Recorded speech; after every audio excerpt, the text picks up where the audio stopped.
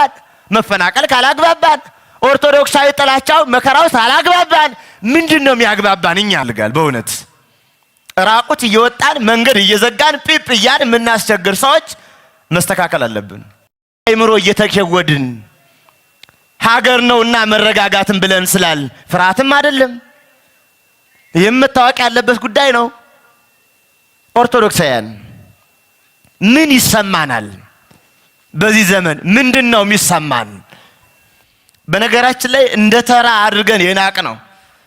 እንዴው በቻት ሃይ ሃይ እያል አበባ እየተላላክን መንፈሳዊ ምስጢር ያጠፋን ሰዎች በጣም አደብ ልንገዛ ያስፈልጋል። በእውነት ምንድነው የሚያግባባን? ለኛ ምንድነው ይበጀን? ጎበዝ ምንድነው ይበጀን? ኦርቶዶክሳዊነት አንድ አይን ነው። አንድ አይን ልቡም አንድ ነው። ትናንት እንደተባለው አንድ አይምሮ፣ አንድ ልብ፣ አንድ ማያ ነው ያለው። ያም ክርስትና ነው። አንዲት መቀጃ ያለችው ከአንዲት ምንጭ አለ። መዳረሻውም ግዕዝ ርትዕት ንጽሕት ርትዕት የሆነች ጉዞ ነፃነት ያላት ሕይወት አንዲት የክርስቶስ መንገድ ናት። በመንደር የሚያስብ ሰው ስታገኙ እግዚአብሔር ይማርህ በሉታ። የማይድን በሽታ የያዘው ደዌያማ ነው። ይሄ እኮ ደዌ ነው። የህሊና ደዌ ወይ አሞታል ብሎ ያሳክሙት ወይ ጤናኛ ነው ብሎ ያኖሩት። እንዲህ አይነት ደዌ ያለበት ስታዩ እግዚአብሔር ይማርህ ይበቃዋል? አይበቃውም? ሌላ መግለጫ የለም እንጂ ከዚህ ደዌ እንላቀቅ። ከዚህ ደዌ የትም አንድ ድምፅ፣ አንድ ህይወት፣ አንድ ልብ፣ አንድ ሐሳብ፣ አንድ ኑሮ ነው ያለን ክርስቲያኖች። ግንጥል አይደለም። እዚህ እንኳን ሁነን አንድ መንደር ሁነን ውሃ ማዶና ደብር ማዶ እያልን ባንድ ማየት ካቃተን ጎበዝ ምን ሁነን ነው? ከአንድ ስጋ የተቀበል እንመስላለን? ከአንዲት ማኅፀነ ዮርዳኖስ የተወለድ እንመስላለን? ከአንድ መስቀል ላይ አብረን የተሰቀል እንመስላለን? አንድ የክርስቶስ መቃብር ላይ የተቀበር እንመስላለን? አንድ በክርስቶስ ትንሣኤ የተባበር እንመስላለን? አንድ እግዚአብሔርን ያመን እንመስላለን? አንድ ትምህርትና ክህነት ያለን እንመስላለን ወይ? የለም፣ አንመስልም። ለምን ችግሩ እንደ ወፍጮ መዥ ዙሪያችን እየፈጨ መከራው እየተውለበለበ እንደ ባቢሎን እሳት እንደ ነነዌ ላዩን እየበላ እየተመለሰ ዳርዳሩ የሆነ ቦታ ደና ስለሆነ ያለ መስሎን ዝም ብለን ስንተራመስ ህይወታችን ጊዜያችን ያልቃል። የምናስተካከላቸው ነገሮች አሉ። አሁን በህይወታችን የመጀመሪያው ግላዊ ኦርቶዶክሳዊ ህይወታችን መስተካከል አለበት። ነዘላልነት፣ ዘልዛላነት፣ ጅልነት መቀጠል የለበትም። በየቤታችን ያለው ዝርክርክነት መቀጠል የለበትም። ጥንቅቅ ማለት ኦርቶዶክሳዊ ልብ ማፍራት ይጠይቀናል። ካልሆነ ጠባይ ልማድ መላቀቅ ይጠይቀናል። አይመጥነንም አለኛ ህይወት። ክርስቲያን ነን እኛ ክርስቲያን ነን። ለክርስቲያናዊ አኗኗር የማይበጅ ነገር ሁሉ እንጠርጋለን። ቤታችን አጠርገን እናወጣለን። ለምን እንኖርበታለን? የማያኖረንን በግላችን መለወጥ አለብን። የሚደከመው ለኛ፣ ጉባኤ የሚዘጋጀው ለኛ፣ የሚቀደሰው የሚወደሰው ለኛ። ያልተጠቀሙ ሰው ከሆኑ ምን ሁኛለሁ? አስባችሁታል? አንድ ሊቅ ምን አለ ሲተረጉም የሐዋርያው የቅዱስ ሉቃስን መጽሐፍ ወይም ግብረ ሐዋርያት ምዕራፍ 9ን ሲተረጉም ምን ይላል? ግብተ በረቀ መብረቅ ዲቤሁ ሰማይ። ድንገት በሐዋርያው ቅዱስ ጳውሎስ ለማሳደድ ሲሄድ መብረቅ ብልጭ አለበት።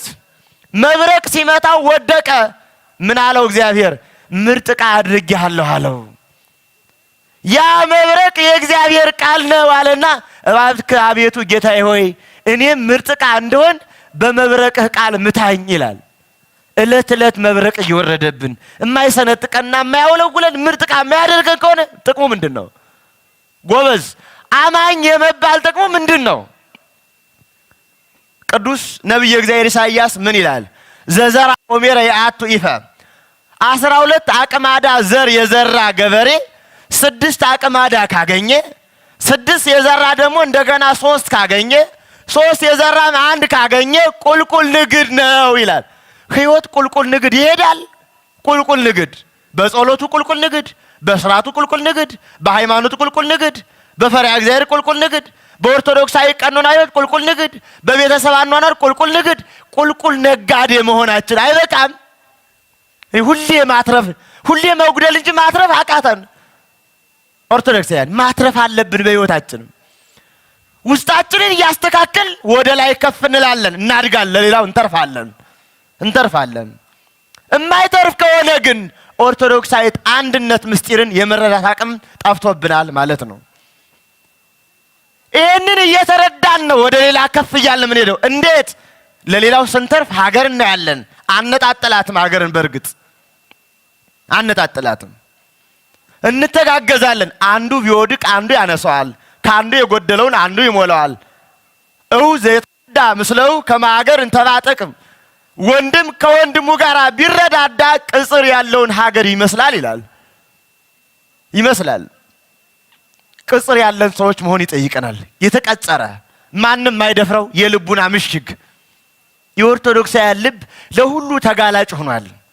ለሁሉ ተጋላጭ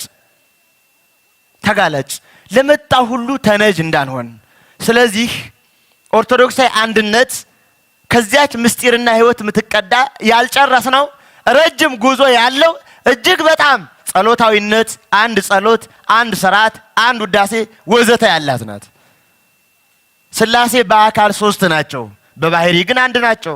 እኛም በአካል ብዙ ነን፣ በክርስትና ሕይወት ግን አንድ ነን። መድኃኔ ዓለም ክርስቶስ ያለንን ታስታውሳላችሁ? ካይበ መጽእ ወነሳክሙ፣ ዳግመኛ እመጣለሁ ወስዳችኋለሁ፣ ከመ ትሐልው ምስሌ፣ ከኔ ጋር እንድትኖሩ ካለ በኋላ እኔም በእናንተ እኖራለሁ።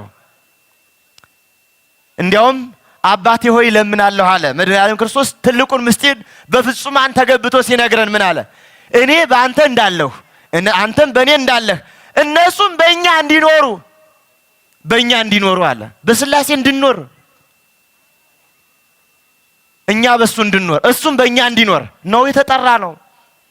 በዚህ ዓለም ውስጥ የሚኖር ለሊሁ ዓለሞም ወሌሉ ተድላሆም፣ ራሱን ዓለም ተድላ ርስት ያደረገ ክርስቲያን ጅል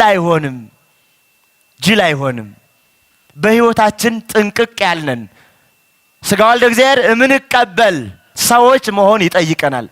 ሰምቶ መሄድ አለመራስ ነው። በእውነት የእግዚአብሔርን ቃልም ዘሩን መካን ማድረግ ነው። እግዚአብሔር አምላካችን በጎም ሁሉ ያድርግልን። ቤተ ክርስቲያን አንዲት ናት። ያችን ቤተ ክርስቲያን እኛ ነን። የትም ቦታ እኛ ነን። አንዲት ክርስትና፣ አንዲት የኦርቶዶክሳዊ ሕይወት ለሁሉም ነገር ያገባኛል የምንል ለመሆን እግዚአብሔር ልቡናችን ይክፈትልን። ይቆየን።